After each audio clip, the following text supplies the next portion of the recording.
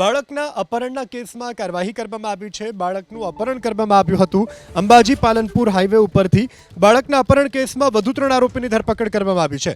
બાળકના અપહરણ કેસમાં મોટા સિન્ડિકેટનો પણ પર્દાફાશ। અપહરણ કરાયેલા બાળકોનો સોદો થયાનો ખુલાસો। અપહરણ કરાયેલા બાળકોને તેલંગાણા વેચી નખાયાનો ખુલાસો થયો છે। બાળકોનો સોદો કરનાર શખ્સોની વડોદરામાંથી ધરપકડ। પકડાયેલા આરોપીઓ 4 રાજ્યમાં વોન્ટેડ હોવાનો ખુલાસો। તેલંગાણાના મૂર્ધન નામના આરોપીએ 8 બાળકોને વેચ્યાનો ખુલાસો। બાળ તસ્કરીના કેસમાં દાંતા પોલીસ ખુદ ફરિયાદી બની છે। અત્યાર સુધીમાં કુલ 6 આરોપી પોલીસ પકડમાં।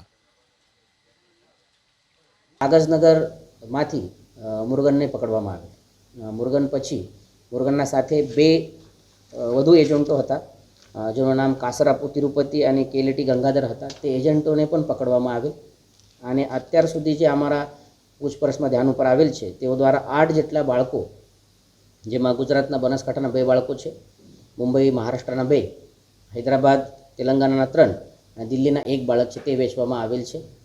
આમાંથી જે બનાસકાંઠાના 1 બાળક છે, દાતા પોલીસ સ્ટેશન વિસ્તારમાં પોલીસ તરફથી, સરકાર પક્ષ તરફથી ફરિયાદ પણ દાખલ કરવામાં આવેલ છે બાળ તસ્કરીના ગુનામાં, જેની તપાસ અત્યારે શરૂ છે।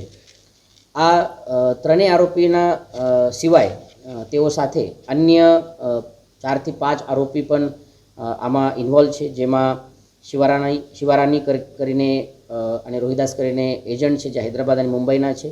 અને સિવાય પણ 2-3 નામો ખુલેલા છે। તેની ડિટેલ્સ પણ અમારા પાસે છે અને આવનાર સમયમાં તેઓને પણ પકડવામાં આવશે।